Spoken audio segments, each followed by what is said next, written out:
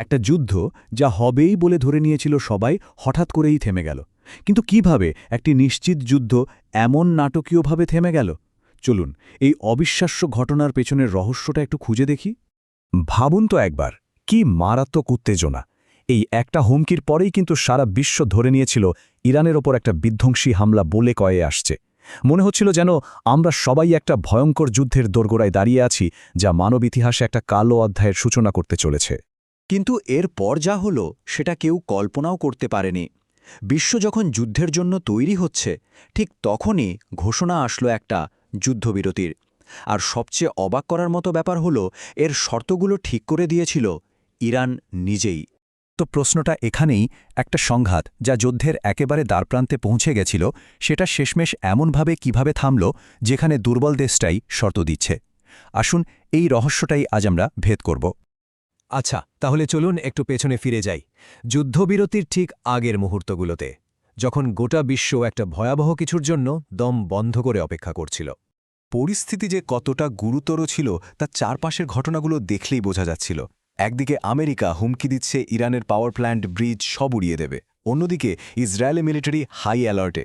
এমনকি কুয়েতের মতো প্রতিবেশী দেশগুলোতে রাতের বেলা কারফিউ জারি করা হয়েছে। আর তেলের দাম, সেটা তো ব্যারেল প্রতি $144 পৌঁছে রেকর্ড করে ফেলল। মানে সবকিছুই একটা বড়সড় যুদ্ধের দিকেই ইঙ্গিত করছিল। তো এমন একটা মারাত্মক সামরিক হুমকির মুখে ইরান কি করল? তাদের পদক্ষেপটা ছিল এক কথায় অভাবনীয়। ইরান একটা পাল্টা চাল দিল। তারা তাদের নিজেদের জনগণকেই ডাক দিল দেশের অবকাঠামো রক্ষা করার জন্য। মানে সাধারণ মানুষকে বলা হলো পাওয়ার প্ল্যান্ট, ব্রিজের মতো জরুরি জায়গাগুলোতে জড়ো হতে। এর পেছনের কৌশলটা সহজ, শত্রুপক্ষকে আক্রমণের আগে দুবার ভাবতে বাধ্য করা।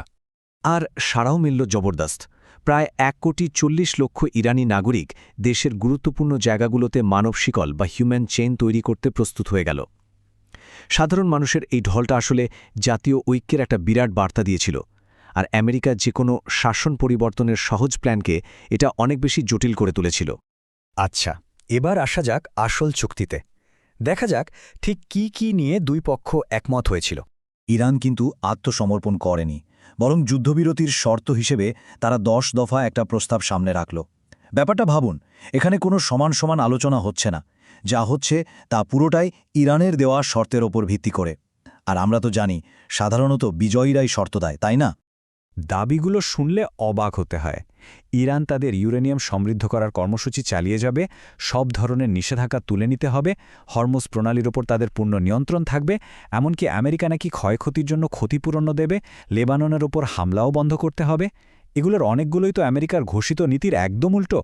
আর আমেরিকার প্রতিক্রিয়া, সেটাও ছিল দেখার মতো।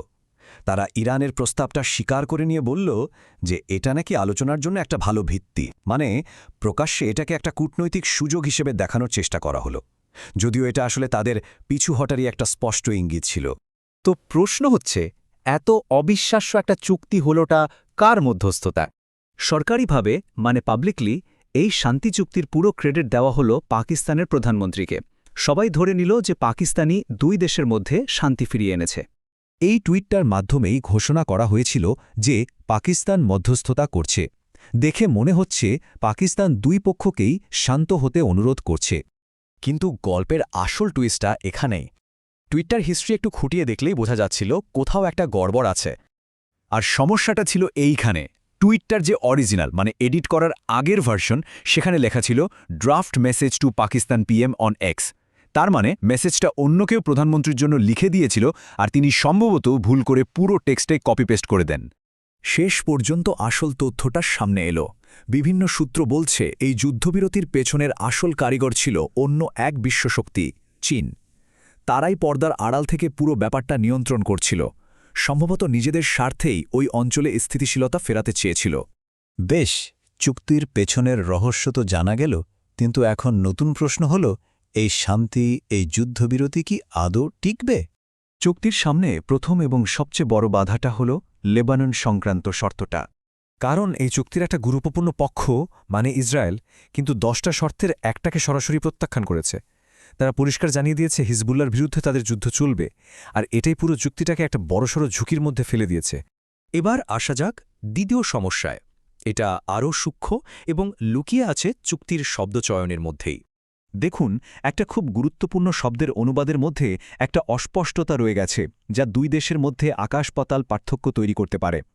ইরান ভাবছে তারা নিজেদের ইউরেনিয়াম সমৃদ্ধ করা চালিয়ে যাবে, আর আমেরিকা হয়তো ভাবছে ইরান তাদের ইউরেনিয়াম আমেরিকার হাতে তুলে দেবে বা তাদের তত্ত্বাবধানে রাখবে। এই সামান্য লস্ট ইন ট্রান্সলেশন বা ভুল বোঝাবুঝি কিন্তু পুরো চুক্তিটাকেই ভেঙে দিতে পারে। তাহলে শেষ প্রশ্নটা হলো, এটা কি সত্যি 2 সপ্তাহের একটা যুদ্ধবিরতি, নাকি আরও বড় কোনো ঝড়ের আগে মাত্র 2 সপ্তাহের একটা বিরতি? উত্তরটা হয়তো সময়ই দেবে।